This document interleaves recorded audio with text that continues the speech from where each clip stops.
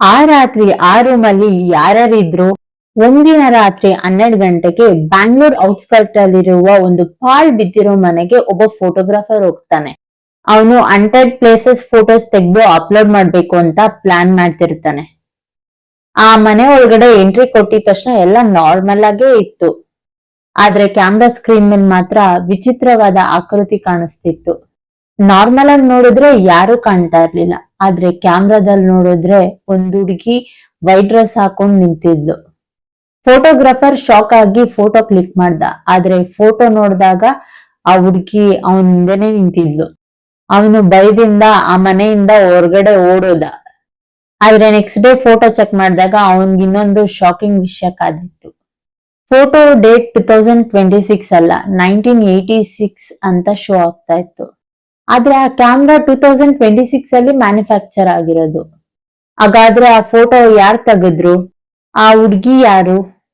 ಮತ್ತೆ ಆ ರೂಮ್ ನಲ್ಲಿ ನಿಜವಾಗ್ಲೂ ಯಾರಿದ್ರು? ಅಲ್ಲಿ 1986 ಇರುವ ಸ್ಟ್ರೇಂಜ್ ಫೋಟೋ ಆ ಫೋಟೋಗ್ರಾಫರ್ಗೆ ಸಿಕ್ತು.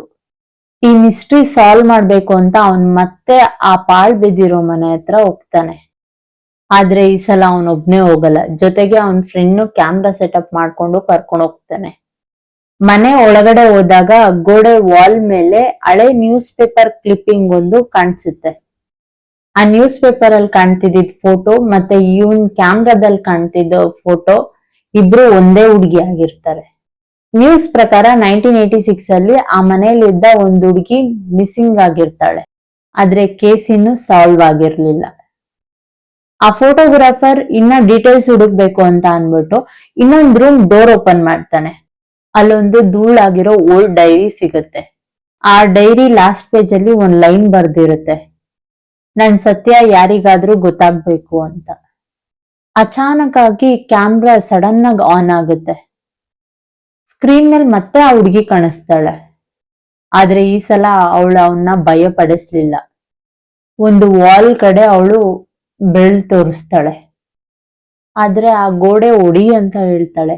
ಆ ಗೋಡೆ ಎಷ್ಟು ಇವನು ಹೊಡೆದ್ರು ಹೊಡಿಯಕ್ಕಾಗಲ್ಲ. ಲಾಸ್ಟ್ ಅಲ್ಲಿ ಅಲ್ಲೇ ಬಿದ್ದಿದ್ದು ಒಂದ್ ಸುತ್ಕೆಯಲ್ಲಿ ಆ ಗೋಡೆ ನೋಡಿತಾನೆ.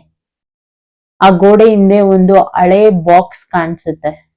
ಆ ಬಾಕ್ಸ್ ಒಳಗಡೆ 1986 ಪೊಲೀಸ್ ರಿಪೋರ್ಟ್ ಮತ್ತು ಮಿಸ್ಸಿಂಗ್ ಕೇಸ್ ಎವಿಡೆನ್ಸ್ ಇರುತ್ತೆ. ಆಗ ಆ ಫೋಟೋಗ್ರಾಫರ್ಗೆ ನಿಜ ಗೊತ್ತಾಗುತ್ತೆ, ಅವಳು ಮಿಸ್ ಆಗಿರ್ಲಿಲ್ಲ, ಅವಳದು ಕೊಲೆ ಆಗಿತ್ತು ಅಂತ. ಆದ್ರೆ ಕಿಲ್ಲರ್ ಯಾರು ಅಂತ ರಿಪೋರ್ಟ್ ಓಪನ್ ಮಾಡ್ಬೇಕಾದ್ರೆ ಸಡನ್ ಆಗಿ ಕರೆಂಟ್ ಹೋಗಿ ರೂಮ್ ಎಲ್ಲ ಫುಲ್ಲು ಡಾರ್ಕ್ ಆಗುತ್ತೆ. ಮತ್ತೆ ಆ ಡಾರ್ಕ್ ಅಲ್ಲಿ ಒಂದು ವಾಯ್ಸ್ ಕೇಳಿಸುತ್ತೆ, ನಿಜಾನ ಹುಡುಕ್ಬೇಡ. ಆದ್ರೆ ಕಿಲ್ಲರ್ ಯಾರು? ಆ ಹುಡುಗಿ ದೆವ್ವನಾ ಅಥವಾ ಬೇರೆ ಯಾರಾದ್ರೂ ಆ ಮನೇಲಿ ಇದಾರ? ಕತ್ಲಲ್ಲಿ ಕೇಳಿಸಿದ ವಾಯ್ಸ್, ನಿಜಾನ ಹುಡುಕ್ಬೇಡ. ಆ ವಾಯ್ಸ್ ಕೇಳಿ ಫೋಟೋಗ್ರಾಫರ್ ಮತ್ತು ಅವನ್ ಫ್ರೆಂಡ್ ಫುಲ್ ಶಾಕ್ ಆಗ್ತಾರೆ. ಆದ್ರೆ ಅವನ್ ಹಿಂದೆ ಹೋಗಲ್ಲ. ಮೊಬೈಲ್ ಟಾರ್ಚ್ ಆನ್ ಮಾಡಿ ಆ ಪೊಲೀಸ್ ರಿಪೋರ್ಟ್ ನೋಡ್ತಾನೆ. ಆ ರಿಪೋರ್ಟ್ ಅಲ್ಲಿ ಕಿಲ್ಲರ್ ಹೆಸರು ಕ್ಲಿಯರ್ ಆಗಿರುತ್ತೆ. ಆದ್ರೆ ಆ ಹೆಸರು ನೋಡಿದ ತಕ್ಷಣ ಇವನು ಫುಲ್ ಶಾಕ್ ಆಗ್ತಾನೆ. ಕಿಲ್ಲರ್ ಅಂತ ಮೆನ್ಷನ್ ಆಗಿರೋ ವ್ಯಕ್ತಿ 20 ವರ್ಷದ ಹಿಂದೆನೆ ಸತ್ತೋದ ಅಂತ ಆ ಪೊಲೀಸ್ ರಿಪೋರ್ಟ್ ಅಲ್ಲಿ ಕ್ಲಿಯರ್ ಆಗಿ ಮೆನ್ಷನ್ ಆಗಿರುತ್ತೆ. ಹಾಗಾದ್ರೆ ವಾಯ್ಸ್ ಯಾರ್ದು? ಸಡನ್ ಆಗಿ ಆ ಮನೆ ಸೆಕೆಂಡ್ ಫ್ಲೋರ್ ಇಂದ ಯಾರೋ ಓಡಾಡ್ತಿರೋ ಸೌಂಡ್ ಕೇಳಿಸುತ್ತೆ. ಅವರು ನಿಧಾನವಾಗಿ ಮೇಲ್ ಹೋಗ್ತಾರೆ. ಅಲ್ಲೊಂದು ಲಾಕ್ ಆಗಿರೋ ರೂಮ್ ಇರುತ್ತೆ. ಡೋರ್ ಓಪನ್ ಮಾಡಿದ ತಕ್ಷಣ ಒಂದು ಫುಲ್ ಶಾಕ್ ಆಗುತ್ತೆ. ವಾಲ್ ಫುಲ್ಲು ಫೋಟೋಗ್ರಾಫಿಯಿಂದ ಕವರ್ ಆಗಿರುತ್ತೆ. ಆದ್ರೆ ಶಾಕಿಂಗ್ ವಿಷಯ ಅಂದ್ರೆ ಎಲ್ಲಾ ಫೋಟೋಸ್ ಅಲ್ಲೂ ಈ ಫೋಟೋಗ್ರಾಫರ್ ಮುಖನೇ ಇರುತ್ತೆ.